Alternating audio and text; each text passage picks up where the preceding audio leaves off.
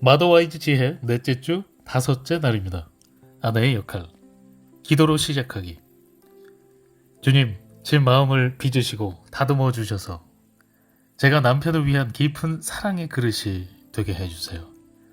남편이 필요로 하는 사랑과 용납, 용서와 은혜를 담을 수 있는 사랑의 공간을 제 안에 만들어 주실 수 있는 분은 오직 주님뿐입니다. 제 힘으로는 할 수 없지만 주님이 저를 대신해 이 모든 일을 해 주실 것을 믿습니다. 외울 말씀. 사무엘이 이르되 여호와께서 번제와 다른 제사를 그의 목소리를 청종하는 것을 좋아하심같이 좋아하시겠나이까. 순종이 제사보다 낫고 듣는 것이 순장의 기름보다 나으니. 사무엘상 15장 22절. 깊은 잠. 창세기 2장 21, 22절을 읽으라. 여호와 하나님이 아담을 깊이 잠들게 하시니 잠들매 그가 그 갈빗대 하나를 취하고 살로 대신 채우시고 여호와 하나님이 아담에게서 취하신 그 갈빗대로 여자를 만드시고 그를 아담에게로 이끌어 오시니. 하나님은 아담을 깊은 잠에 들게 하신 후 그의 아내 하와를 창조하셨다. 성경에서 깊은 잠에 빠진 사람이 나오는 다른 이야기를 혹시 기억하는가? 이번 주 언약에 대한 공부를 통해 언약의 여러 증거에 대해 익숙해졌을 것이다. 피 흘림이라는 언약의 5번째 단계에서 짐승의 살과 피가 양쪽으로 나뉜 가운데로 연기나는 화로와 타오르는 횃불이 지나간 것을 눈여겨보았는가? 횃불과 화로로 상징되는 하나님이 직접 아브라함과 언약을 맺으시고 피의 통로 가운데로 지나가셨다. 이제 창세기 2장 21절을 다시 보자. 언약을 맺은 증거들이 보이는가? 성경에서 최초의 피 흘림은 하나님이 아담의 살을 여시고 그 유명한 갈비뼈 하나를 취하신 이 사건이다. 하나님이 하와를 만드시기 위해 아담의 갈비뼈를 꺼내시는 과정에서 그 뼈가 아담의 살 사이를 통과했을 것이다. 이러한 아담과 하와의 언약식을 통해 하와가 탄생했다. 첫 아담은 자기 신부의 탄생을 위해 피를 흘렸다. 둘째 아담이신 예수님은 그분의 신부인 교회의 탄생을 위해 피를 흘리셨다. 신부의 탄생을 위해 두 번째 아담의 옆구리는 창에 찔렸다. 이 사건의 놀라운 의미를 알겠는가? 남자에게는 돕는 배필이 필요했다. 하나님은 그 남자의 몸에서 그의 배필을 꺼내셨다. 한 몸으로 시작했기 때문에 그들은 원래 하나다. 그들은 하나에서 나온 두 부분이다. 그러므로 하나님이 짝지어 주신 것을 사람이 나누지 못할지니라. 마태복음 19장 6절. 하나님이 여자를 창조하신 것은 거룩한 목적을 지닌 거룩한 사건이었다. 언약적 배경에서 여자가 창조되었기 때문에 남자가 여자와 온전히 하나 되었을 때 그것은 두 사람의 기쁨이기도 하지만 그들의 결혼 생활을 통해 신부인 교회를 향한 하나님의 사랑을 알리려는 목적도 있다. 남자 혼자서는 신부를 향한 신랑의 사랑이나 자녀를 사랑하는 아버지의 마음을 알 수 없다. 또한 가정을 이루기 위해 집을 짓는 마음을 알 수도 없을 것이다. 여자가 그의 삶으로 들어올 때 남자는 비로소 하나님이 주신 이 모든 선물을 경험할 수 있다. 이제 남자는 자녀를 향한 하늘 아버지의 소망, 신부를 향한 성자 예수님의 마음, 성전에 거하시고자 하는 성령님의 필요를 이해하게 되었을 것이다. 성경에서 여호와 하나님이 그 갈빗대로 여자를 만드시고 라고 하신 말씀을 자세히 보자. 성경은 하나님이 갈빗대로 여자를 만드실 때 갈빗대가 그저 여자 몸의 일부가 되었다고 말하지 않는다. 여자가 곧 갈빗대라고 말씀하신다. 갈빗대는 무엇인가? 갈빗대가 하는 일은 무엇인가? 갈빗대는 심장을 보호하는 역할을 한다. 외부의 공격에서 상처받기 쉬운 심장과 폐를 보호하는 몸의 주요 방어 기관이다. 아내가 하는 일은 무엇인가? 남편의 마음을 지켜주는 일을 한다. 아내는 남편의 약점과 취약한 부분이 어디인지를 잘 알고 있다. 아내는 남편이 어디에서 무너지고 상처받는지 안다. 세상의 맹렬한 공격에서 언약의 배우자를 보호한다. 그의 마음을 지켜준다. 잠언 31장의 여인은 남편의 마음을 보호해준다. 그의 마음은 아내로 인해 평안하다. 그녀는 신뢰할 만하며 남편을 배신하지 않는다. 그런 자는 살아있는 동안에 그의 남편에게 선을 행하고 악을 행하지 아니하느니라. 12절. 아내가 남편의 자존심을 지켜주지 않고 무너뜨릴 때, 특별히 공개적인 자리에서 그렇게 할 때 남편의 마음은 어떻겠는가? 그가 느끼는 내적인 고통은 엄청날 것이다. 그것은 마치 갈비뼈가 부러진 것 같은 굉장한 아픔일 것이다. 보호하는 역할. 그러나 남편이 우리가 바라는 든든한 남편이 아닐 때 우리는 어떻게 하는가? 남편의 약한 부분을 볼 때 자꾸 그를 무시하고 싶어진다. 결국 우리는 남자다워지세요.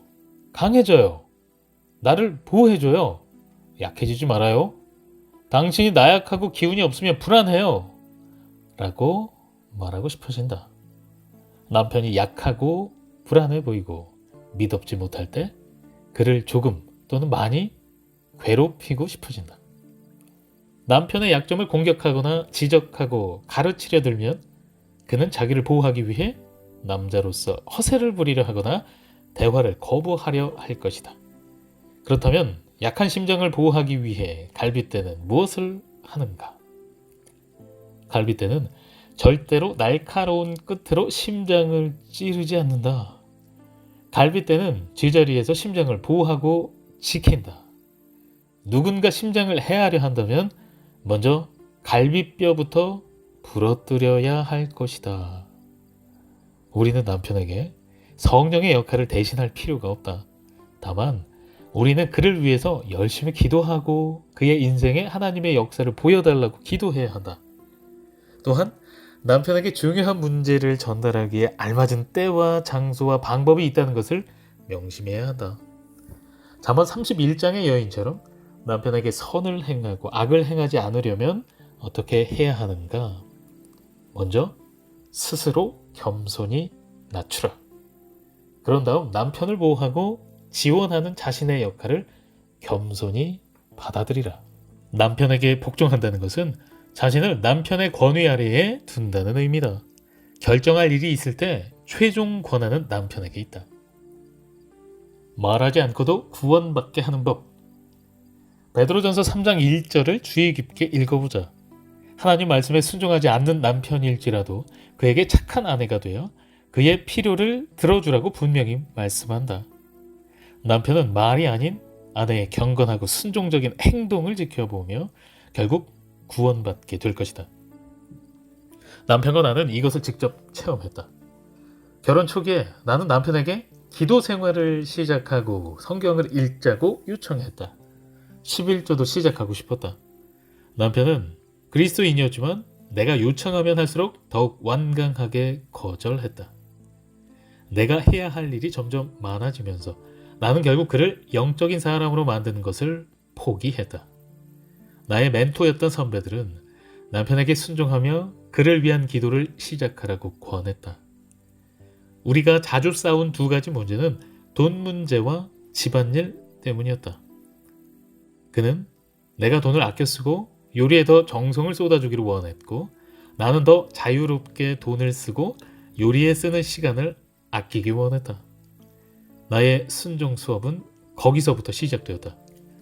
하룻밤새 달라지지는 않았지만 나는 차츰 남편의 권위 아래로 들어가게 되었다. 남편을 조종해서 변화시킬 목적으로 그렇게 한 것이 아니었다. 그가 조금이라도 변할 것이라는 보장도 전혀 없었고 실제로 그것을 기대하지도 않았다. 남편의 간증에 따르면 내가 그의 말을 따르기 시작하면서부터 우리 두 사람을 위한 결정을 내리는 일에 부담이 생기기 시작했다고 한다. 그는 자신에게 도움이 필요하다는 사실을 깨닫게 되었다. 남편은 매일 아침 5분 동안 기도하기 시작했다. 그 5분이 45분으로 그리고 다시 1시간으로 늘어났다. 남편은 매일 성경을 읽었고 공부했으며 기꺼이 교회에 11조를 내고 어떨 때는 그보다 더 많이 냈다. 이제 그는 내 믿음의 영웅이다. 왜 복종하는가? 남편에게 복종해야 할 첫 번째 이유는 하나님이 명령하셨기 때문이라는 사실을 성경을 통해 확인했을 것이다. 이 교재의 처음 몇 과를 복습하는 시간을 가져보라. 아내들이여 자기 남편에게 복종하기를 죽게 하듯 하라. 에베소서 5장 22절. 또한 하나님과의 관계를 가장 중요한 우선순위로 삼으라고 배웠다. 그리고 하나님과의 관계가 그분에 대한 신뢰 위에 형성되어야 함을 배웠다. 남편에게 복종해야 하는 두 번째 이유는 남편과 아내의 관계가 예수님과 교회의 관계에 대한 모형이기 때문이다. 우리의 결혼은 천국에서 실제로 이루어질 영원한 결혼의 모습을 이 땅에서 일시적으로 보여주는 것이다. 우리는 교회가 그리스도께 하듯 남편에게 복종해야 한다. 이 중요한 주제에 관해 배워야 할 것이 아직 많지만 그보다 먼저 지금 이 글을 쓰면서도 당신을 위해 기도하고 있다는 것을 말해주고 싶다. 나는 당신을 안아주며 이렇게 말하고 싶다. 아직 잘하지 못해도 괜찮아요. 하나님을 신뢰하세요. 그분이 남편에게 복종하라고 말씀하시는 것은 당신을 사랑하시고 당신을 지으신 고귀한 목적을 당신의 삶에서 이루기 원하시기 때문이랍니다. 질문과 답변. 질문 1. 학대하는 남편에게 복종하는 아내에 대해 어떻게 생각하세요? 답변. 가족을 육체적으로 학대하는 남편을 둔 여성에게 에드영 목사님이 설교 시간에 자주 말씀하시는 조언을 전하고 싶다. 지금 당장 집에서 나오세요. 나는 학대받은 아내에게 집을 떠나서 분명 문제가 있는 그 남편에게서 벗어나 안식처를 찾으라고 강하게 말하고 싶다. 이것은 당신이 지금 당장 남편과 이혼해야 한다는 의미가 아니라 피난처를 찾아야 한다는 뜻이다. 아내를 때리는 불행한 일은 실제로 일어나고 있는 비극이다. 나는 솔로몬의 딸이라는 영화를 보았다. 그 영화에서 남편이 아내를 때리고 발로 차는 장면이 나왔다. 그 장면을 보면서 마치 내가 맞는 것 같았다. 나는 곧장 일어나서 방을 나갔지만 그 무서운 장면이 며칠 동안 계속 생각났다. 이런 경우 남편이 자신을 구타하지 못하도록 그 장소를 빠져나오는 것이 남편을 돕는 배필로서 해야 할 최선일지도 모른다. 그에게 필요한 것은 그의 병에 무기력하게 순복하는 어설픈 조력자가 아니다. 그는 감정적으로 건강한 아내, 즉 남편과 확고한 경계선을 긋고 하나님이 그를 치료해 주시고 구원해 주시길 기도할 수 있는 아내가 필요하다. 질문 2. 남편이 나에게 옳지 못한 일을 하라고 하면 어떻게 해야 하나요? 답변. 남편이 당신에게 하나님 말씀에 순종하지 말라고 요구한다면 당신은 하나님께 순종해야 합니다. 그러나 당신이 고민하고 있는 사항이 정말로 성경적인지 확인하라. 질문 3. 남편이 그리스도인이 아니라면 어떻게 해야 하죠? 그래도 남편에게 복종해야 할까요? 답변. 베드로전서 3장 1절을 여러 번역본으로 다시 읽어볼 것을 부탁한다. 이 질문에 대해 구체적인 대답을 제시해주고 있다. 그렇다. 남편이 믿지 않는 불신자라 하더라도 복종해야 한다. 하나님이 그분의 뜻을 이루시기 위해 남편의 권위에 복종하는 아내를 통해 역사하실 것이다.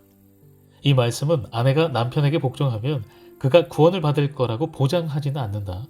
그러나 남편에게 복종하는 것이 그를 하나님께로 이끌 수 있는 방법 가운데 하나라고 말한다. 다음 말씀을 잘 살펴보라.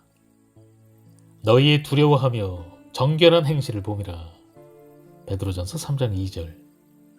당신은 그리스도인인데 남편은 아니라면 분명히 남편은 당신을 지켜보고 있다. 남편이 그것을 인정하든 그렇지 않든 간에 심지어 자기 자신도 모르게 그는 그리스도께 대한 당신의 신앙이 삶의 변화로 나타나는지 눈여겨보고 있다. 남편에게 복종하는 여성은 매우 사랑스럽다. 그는 당신에게는 뭔가 다른 것이 있다는 것을 알 것이다. 질문 4. 남편이 가장으로서의 역할을 하지 않으면 어떻게 해야 하나요? 답변. 가장 역할을 맡으려 하지 않는 남편 때문에 괴로운 여성들에게 나는 남편 뒤에 서세요 라고 조언한다. 남편이 물러서 벽에 기대려 하면 남편의 뒤로 비집고 들어가라. 앞으로 나서지 않겠다고 분명히 말하라. 결정할 일이 있으면 남편이 하도록 기다리라. 그가 원하는 것을 묻고 그를 따르라. 아주 하찮고 사소한 일이라도 남편이 당신에게 부탁하는 일에 순종하라. 두 사람은 곧 요령을 터득하고 익숙해질 것이다. 가정의 질서가 제대로 세워질 때 얼마나 큰 축복을 누리는지 알면 놀랄 수밖에 없다. 최근 대중매체는 남자들의 가치를 떨어뜨리고 그들을 나약하거나 아니면 단순한 바보로 표현하는 경향이 있다. 나는 그것이 가정의 현실을 반영할 뿐만 아니라 하나님이 가정을 이끌라고 주신 권리를 남자들에게 포기하라고 세뇌함으로써 가정에 영향을 미치고 있다고 생각한다. 당신이 남편에게 복종하면 남편은 더욱 강한 남자가 될 것이다.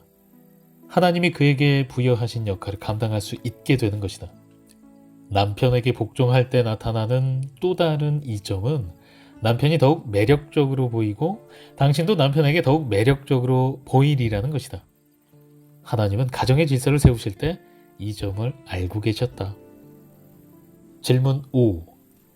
남편에게 복종하면 결혼이 이혼으로 끝나지 않을 거라는 보장이 있나요? 답변. 성경이 말씀하는 모범을 따르면 대부분 결혼은 견실해진다. 특히 두 사람 모두 그리스도인으로 각자 결혼 생활에서 자신이 결단해야 하는 부분들을 충실히 따를 때 더욱 그러하다. 그러나 당신이 남편의 뜻에 복종하기로 결심하더라도 남편은 결혼 서약을 저버릴지도 모른다. 이렇게 말하는 것이 가슴 아프지만 그것은 사실이다. 그러나 당신은 결혼 생활에서 하나님과 그분의 말씀에 순종하겠다고 한 당신의 서약 부분만 책임지면 된다. 당신이 남편에게 복종하기로 결정했다면 당신의 양심은 순전하다. 주 예수 그리스도가 당신에게 천국의 신랑이 되신다. 이 땅의 남편은 결혼 서약을 잊은지 모르지만 천국의 신랑은 절대 잊지 않을 것이다. 우리는 남편의 동반자가 되어야 한다. 남편을 무관심 속에 버려두지 말고 조력자가 되어야 하며 그에게 복종해야 한다. 이것은 하나님이 아내 된 우리에게 하신 말씀이다. 또한 우리의 역할이자 의무이며 축복인 동시에 특권이다. 기도로 마치기. 주님, 제가 남편에게 자발적으로 복종할 수 있도록 제 마음속에 역사해 주세요. 남편의 뜻을 거역하고 싶은 마음을 변화시켜 주시고 제 안에 섬기는 영을 부어주세요. 남편의 인생에 저의 인생을 맞추기 원합니다. 주님, 지금 이 순간 주님이 필요합니다. 주님의 말씀을 통해 결혼 생활에서 제 역할이 무엇인지 진심으로 배우고 싶지만 이미 저는 결혼 생활에서 너무 많은 실수를 저질러 때로는 포기하고 싶은 마음이 듭니다. 오늘도 저를 이끄시고 진리로 인도해 주세요. 제 결혼 생활에 주님의 빛을 비추어 주시고 저희 부부가 온전하고 건강한 관계로 회복되는 길을 보여주세요. 저는 배우고 싶습니다. 주여, 지금 순종할 수 있는 은혜를 주세요. 거룩하시고 위대하신 예수님의 이름으로 기도합니다. 아멘. 좋은 어머니 팁. 남편에게 복종하기 위해서는 먼저 남편의 인생 목표를 알아야 한다. 남편에게 가족에 대한 어떤 목표가 있는지 대화를 통해 알아보라. 남편이 없는 경우라면 하늘의 신랑 되신 예수님께 기도로 말씀을 구하라. 아래 질문들을 남편에게 물어보라. 1. 우리 아이들을 향한 당신의 목표는 무엇인가요? 아이들에 대한 신앙, 교육, 그리고 진로에 대한 바람이 있나요? 2. 우리 가족의 재정적 목표는 무엇인가요? 저축, 빚 청산, 나눔과 기부, 노후 문제에 대한 당신의 생각을 알고 싶어요. 3. 당신이 생각하는 우리 결혼 생활의 목표는 무엇인가요? 영적인 목표, 부부관계, 여가 생활에 대한 당신의 목표를 말해주세요.